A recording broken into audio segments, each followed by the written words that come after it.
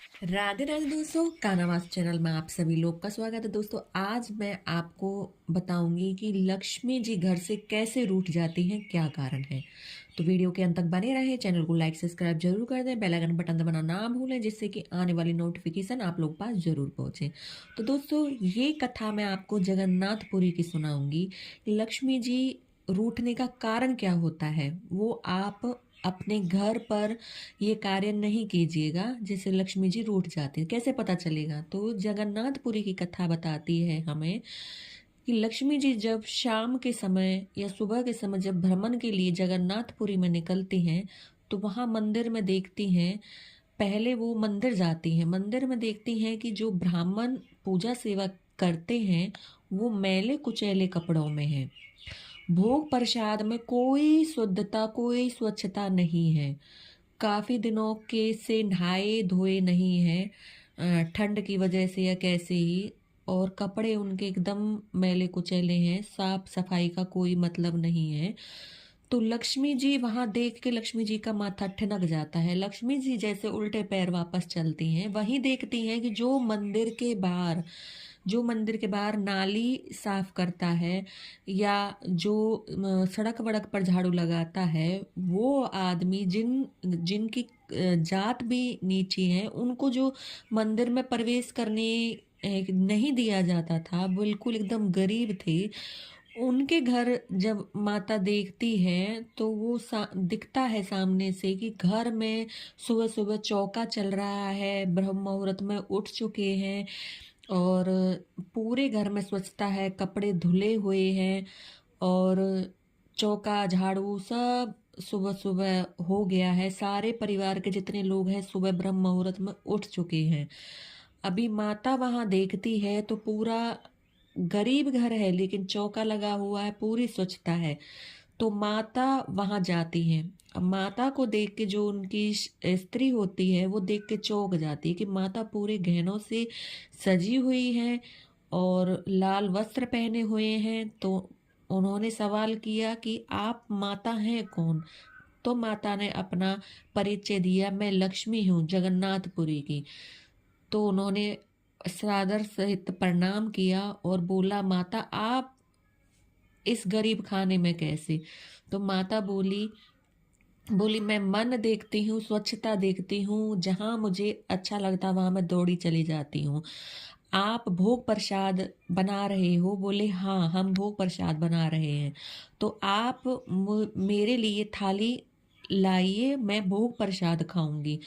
तो उनकी जो पत्नी भोग प्रसाद बना रही थी वो एकदम स्वच्छ भोग प्रसाद था, बिना प्याज लहसुन तामसिक चीजें कोई नहीं थी और स्वच्छता थी प्रसाद में। तो माता बोली मैं ये पाके जाऊंगी। तो बोले माता हमारे घर का कोई पानी नहीं पीता, आप हमारे घर का प्रसाद पाके जाओगी? बोली हाँ, मेरे लिए आप एक थाली का इंतजाम कीजिए, मुझे प्रसाद दीजिए।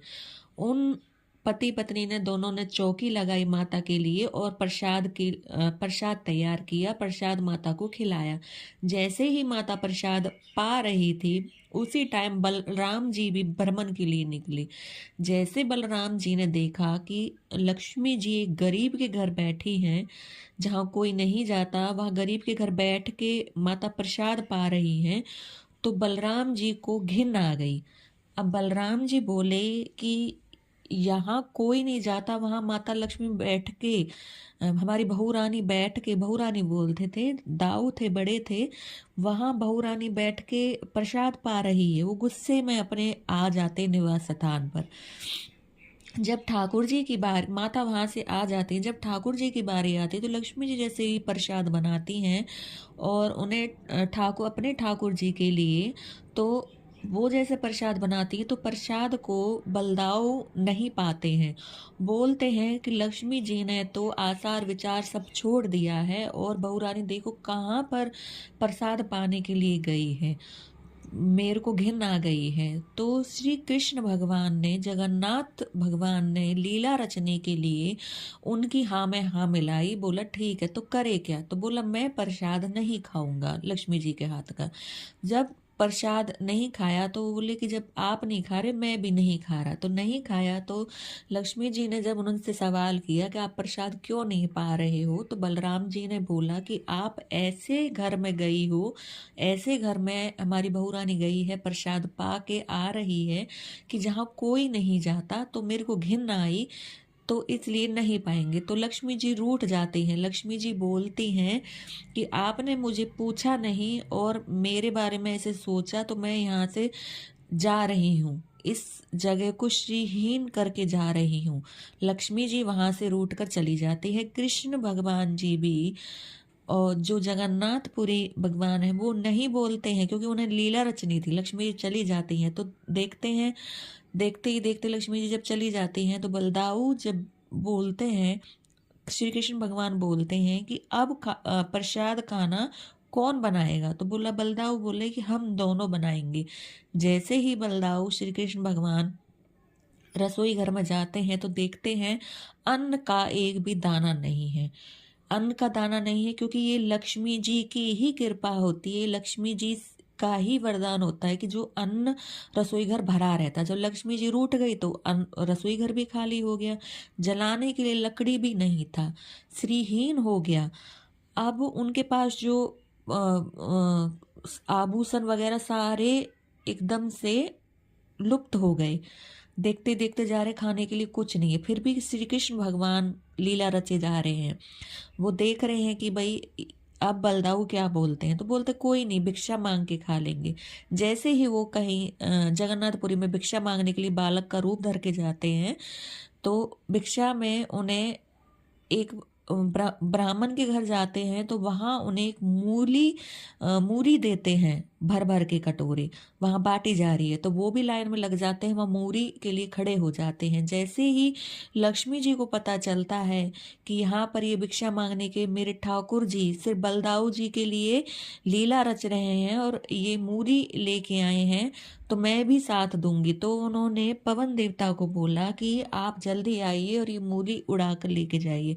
पवन देवता ने ऐसा वेग फैलाया कि सारी मूरी उड़ गई। वो पीछे पीछे दौड़ रहे हैं। तो बलदाऊ जी को एहसास हुआ ये सब लक्ष्मी का ही किया कराया है, बिना लक्ष्मी के कुछ भी नहीं है, एक अन्न का दाना भी नहीं पा सकते हैं, ये सब लक्ष्मी जी की ही कृपा है। फिर उसके बाद में वो श्री कृष्ण भगवान से क्षमा मांगते हैं और बोलते हैं मुझे लक्ष्मी जी से क्षमा मांगनी है। तो अब लक्ष्मी जी को ढूंढे कहाँ। जैसे ही लक्ष्मी जी को ढूंढने के लिए जाते हैं तो बलदाऊ बोलते हैं पूरे जगन्नाथपुरी में देख लिया, कहीं नहीं मिली। तो लक्ष्मी जी, उन्हें याद आया कि मैंने इस घर में लक्ष्मी जी को देखा था। तो देखा तो लक्ष्मी जी वहीं पर हैं और वहाँ जो झोपड़ी पड़ी थी, फटी टूटी जो झोपड़ी थी, उसकी जगह एक महल बन चुका था।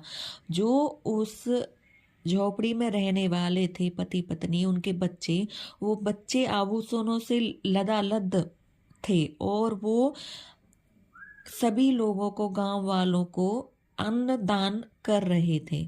तब वो लाइन में लग के उन्होंने सारा कुछ देखा। कृष्ण बलदाऊ ने बालक का रूप जो धर रखा था उसमें सब कुछ लीला देख रहे थे लक्ष्मी जी की।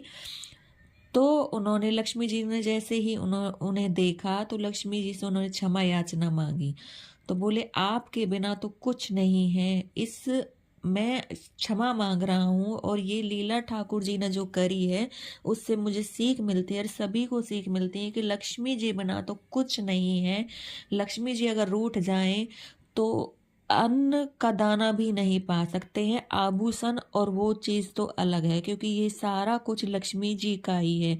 तो लक्ष्मी जी श्रीहीन से ना हो, लक्ष्मी जी रूठे ना। तो जो ये सुबह सुबह की दिनचर्या, ये हमें अपने जीवन में जरूर उतारनी है। यही कथा का समापन होता है। कथा अच्छी लगे तो ज़्यादा से ज़्यादा शेयर करना। राधे राधे।